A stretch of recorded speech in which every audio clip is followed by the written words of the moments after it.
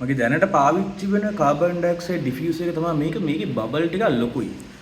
මට එක්කෙනෙක් අයිඩියා එකක් දුන්නා මෙන්න මේ සෙරමික් රින් එකකින් මේ ඩිෆියුසර් එක හදලා බලන්න කියලා.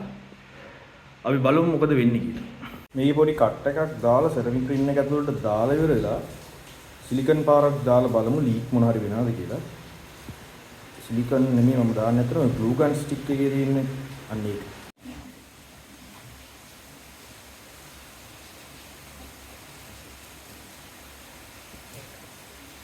මේක මම සම්පූර්ණයෙන් ඇතුළට දාගන්නේ නැහැ. එතකොට ප්‍රශ්නයක් වෙන්න පුළුවන්. මේකෙන් භාගයක් විතර ඇතුළට දාගෙන ඊට පස්සේ සීල් කරලා බලමු. භාගයකටත් වඩා අඩුවෙන් දාන්න පුළුවන් නම් හොඳයි. හැබැයි භාගයක් වගේ තිබ්බනම් හොඳයි කියලා මට ටිකක් හිතෙනවා. මේ පැත්තේ පොඩ්ඩක් ගාඩ් එක සිලිකන් වලින් වහින්න නැති වෙන්න මොනවා හරි කෑල්ලක් වගේ දාගන්න ඕනේ මගට. නැත්තම් කෙලවෙන්න පුළුවන්. ඉතින් මම මේන පොඩි ස්පොන්ජ් කෑල්ලක් තියාගන්නවා. සිලිකන් එකෙන් වහන්න පුළුවන් නේද?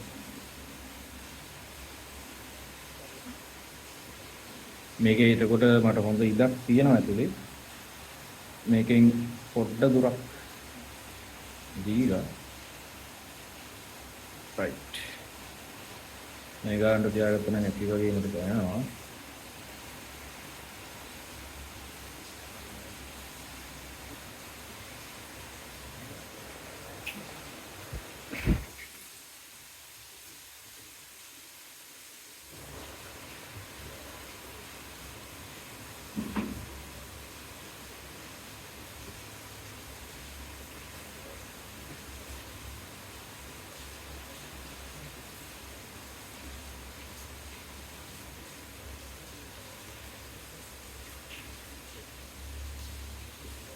සිලිකන් වැඩේ නම් ටිකක් බුක 70යි මම වැඩ කරන්නේ.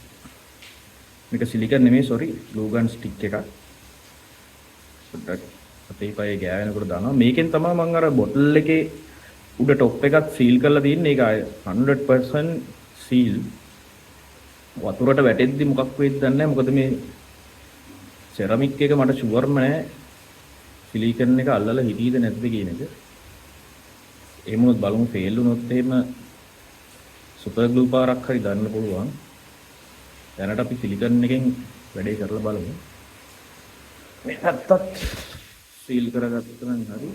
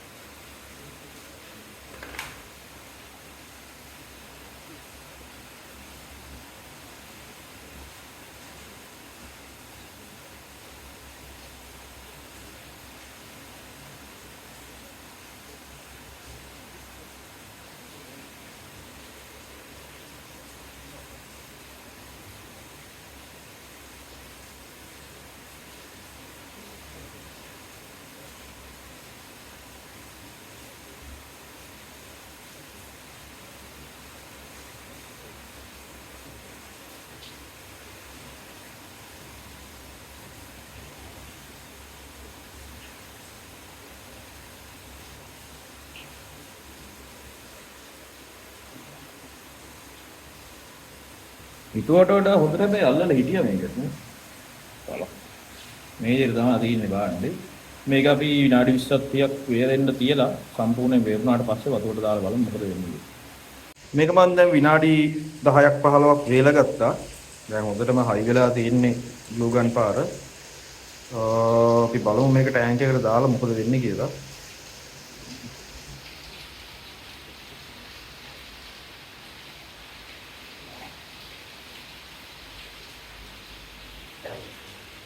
එන්නේ ලීක් එකක් තියෙනවා.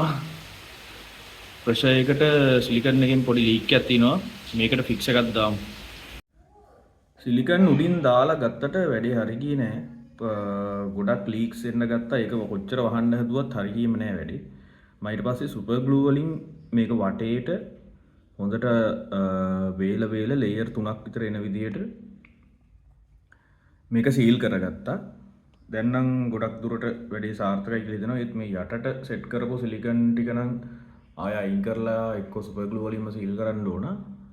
අපි බලමු දැන් මොකද වෙන්නේ කියලා මේක වතුරට දැම්මම.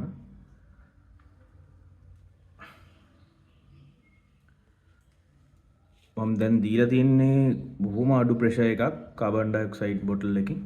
මේකෙන් තමයි කාබන් ඩයොක්සයිඩ් හැදෙන්නේ. තව චුට්ටක් වැඩි කරලා බලමු මොකද වෙන්නේ කියලා. එච්චර නම් වැඩි. මෙන්න මේ ගානට වගේ යන්න දී ගත්තා නම් හොඳයි. මේ වගේ ප්‍රමාණයකින් දෙන එක නම් එච්චර ඇඟට ගුණ නැහැ. මොකද පැය ගොඩක් වෙලා දාලා තිනවා නම්. සහ එච්චර ස්පීඩ් එකෙන් මං හිතන්නේ මේ වගේ බෝතල් එකක් ඇතුළතේ කාබන් ඩයොක්සයිඩ් හැදෙයි කියලා.